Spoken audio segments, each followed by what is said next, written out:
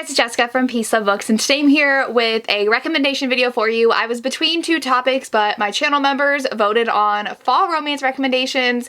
I'm very excited to talk about these. I love fall so much. I have a new sweatshirt. I got it off of Etsy. I will definitely link it down below. I'm not affiliated with this company whatsoever, but I follow this person on Instagram and was like, I need that in my life.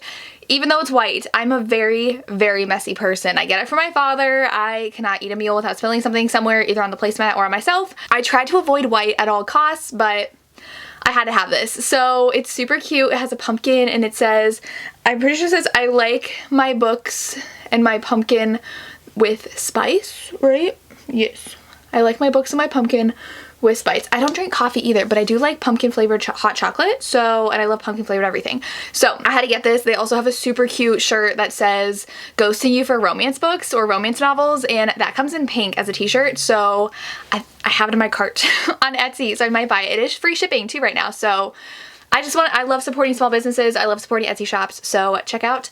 They were super quick shipping too, so I had to wear this. But I have fall recommendations. These are either like super cozy fall reads or spooky atmospheric fall reads. I could not say that sentence, but I'm very excited. The first one I feel like, oh my god, look. I'm getting old and my knee is really bothering me. Oh my gosh. Anyways, I feel like, okay, I'm gonna get the first one out of the way because I think a lot of people recommend this, but if you haven't read it yet, you have to because it is the perfect book for spooky season. I cannot find my copy anywhere for the life of me on my shelves. I know I have it, but I recently redid everything, but it is Gothikana by Nix.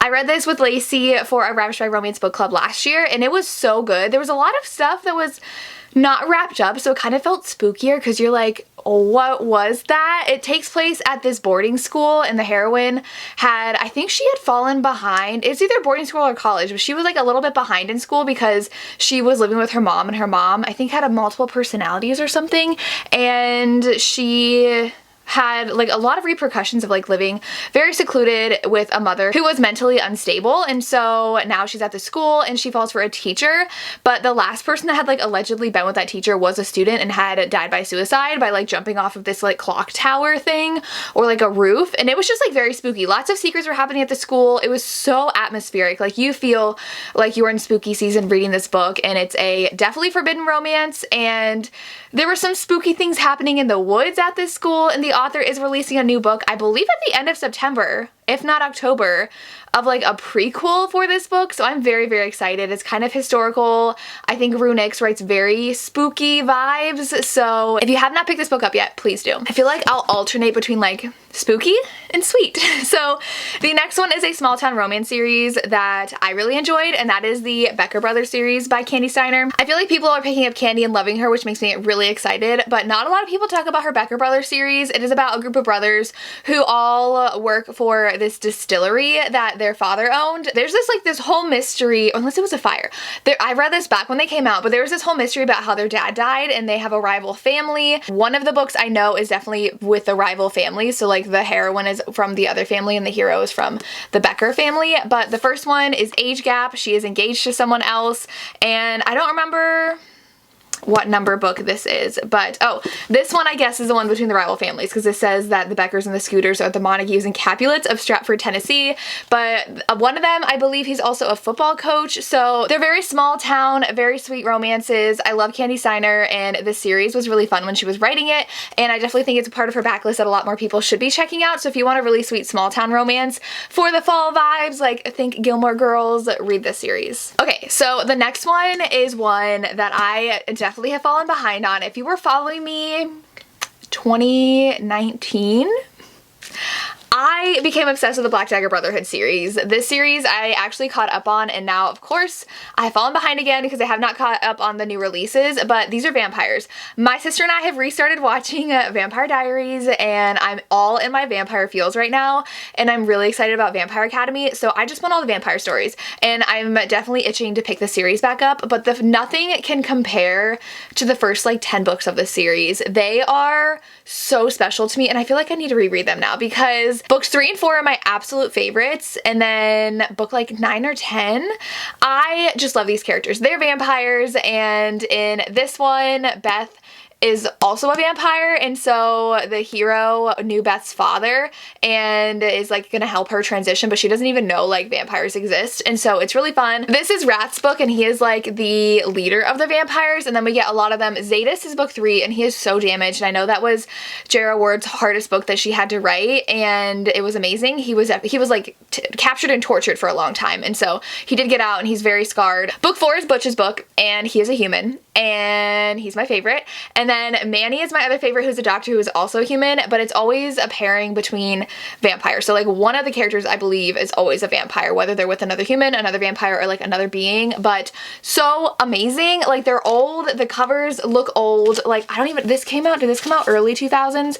This one came out in 2005. I have gotten to meet Jara Ward, and it was like the most amazing thing ever. She's amazing. But if you haven't read the series, check it out. It's up to like 20 books now, but I caught up at one point, and it's amazing. The audios is amazing. The audiobook narrator is amazing. So please read them if you want a good vampire time. Okay, I do have 2 time traveling romances because I feel like the paranormal kind of vibes are there with time traveling and fall. And so the first one definitely feels fall. That's The Surviving Trace by Callie Reed. No, I have not finished the series. I've only read the first 2, but they are amazing.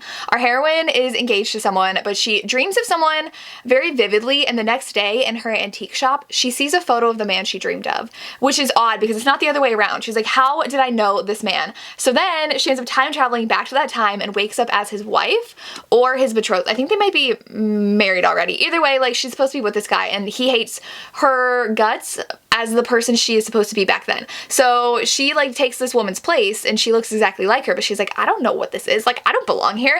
And she starts falling for him. And she's like, wait, but I have a fiance back home. And they're like, is she ever gonna go back home? It's also historical, which I love. I feel like I could definitely just do like an entire video of historicals to read during fall, because fall and winter to me are like prime historical times. So I'm kind of really wanting to read a lot more historicals during this season, but this one is so good if you like time traveling, if you like hate to love, and very great side characters too. A little bit of a mystery. The second book is about them still, and then I did read the spin-off. I don't know if it's considered a spin-off, but King of the South I read, which I didn't love as much, but I did read the first 2 of these, and I'm just putting off reading the third one because I'm scared, but I'm gonna read it because they're really, really, really good. The next one you hear me talk about all the time, but Parallel by Elizabeth O'Rourke is another one that really captures the kind of spooky vibes, but also just like the soulmates vibes, because the heroine's been dreaming about, again, our hero, but her whole life, and she's like, I'm married to a guy named Nick, and these are all the things about him. Her parents are like, you're like 6 years old, you need help, and so they take her to see like a therapist or something, and she stops dreaming about him, and then now she is engaged to someone else, and she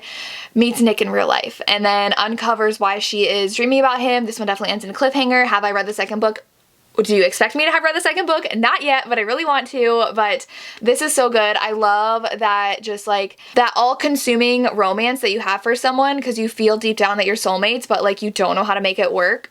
That's what this was. That's what this was. I feel like if you like either one of these, you'll like the other one. They have kind of similar vibes, though this one's in the past and this one's present. But I'm excited to see where this one goes with the time traveling aspect, because it definitely ended on a cliffhanger. So another small town that I think you guys would enjoy is the Clifton Forge series by Devney Perry. I just did a read along with this with my friends, and I'm so happy that I just read them all back to back, because it is a disbanded motorcycle club romance. So in the first one, which is Steel King, the heroine is a journalist. She is moving back to the small town where her parents are, and she takes over the small town paper because that's what her dad, he like owned the paper or something, so now she took it over, and she wants to uncover the truth behind this motorcycle club that disbanded, and there's a dead body. They think it was the old president who did the murder because he was last seen with that woman, and so she's trying to uncover it and falling for that guy's son. And the rest of these books all follow different people in their like found family. It's very found family, which I feel gives you really cozy fall vibes. And there is a murder mystery too, which I feel like also gives you that a little bit of spooky element. And there's a rival motorcycle club that is threatening them. Even though they're disbanded, they also have such a strong bond with each other, and they realize they don't need like the crime aspect of a motorcycle club to feel like a family. And a lot of it revolves around a garage that a lot of them work at, and I just love this series so much. It was so much fun. I love seeing all the characters throughout it, and there's this mystery slash like building suspense of the rival MC like building throughout the whole thing until it like culminates in the last book. So really great. Highly recommend reading this. Then I have one I feel like I don't see a lot of people talk about anymore, but like the vibes of this book are so fall, and that is A Lesson in Thorns by Sierra Simone. I really want to continue the series. I don't even think I read book 2 yet, but there's 4 books in this series, and it revolves around this group of friends who all had parents that were friends, and then they like return to this crumbling down church and things happen. I really don't want to talk about anything else about it, and I definitely think I need to reread this before I continue on in the series. I remember really enjoying it, and there's just like a very interesting relationship between all of them. They're all very different, and they all have different relationships with one another, and just the whole atmosphere of this church that they go back to is very, very interesting, and I just love Sierra Simone's writing. I'm reading Sinner right now, and I'm loving it. She has just this voice that kind of feels historical, like I get in old school historical romances, but that just gives you this like feeling of fall. I don't know how to describe it, but I really like just the dark, romantic gothic feel is how her writing is, and that's what this is, and it's so good. Highly recommend checking it out, but don't know too much before you go in, because I feel like it's best going in not knowing too much about the story. Then I have A Lady of Milkscray Manor by Catherine Moon. This one especially is fall because it's a monster romance and it's a reverse harem. So our heroine, she ends up, like, I think she gets a job at this hotel. I don't remember why she ends up coming to this like manor, and she ends up realizing that she can get a job to please certain creatures, and she finds herself really liking them. She has a lot of control over it, like she can choose who she works with and not, and she ends up falling in love with like 6 different people, not people, like creatures, and they're all so interesting, and I love how different each one of them were and different relationships with her, and they all were just madly obsessed and in love with her and wanted to please her and make her happy, and I love that. There's also a little bit of a spooky element with a creature at the end who was kind of a villain and taking other people, and book 2 I know recently came out and I need to read it. This one is the Hello Lovely edition though.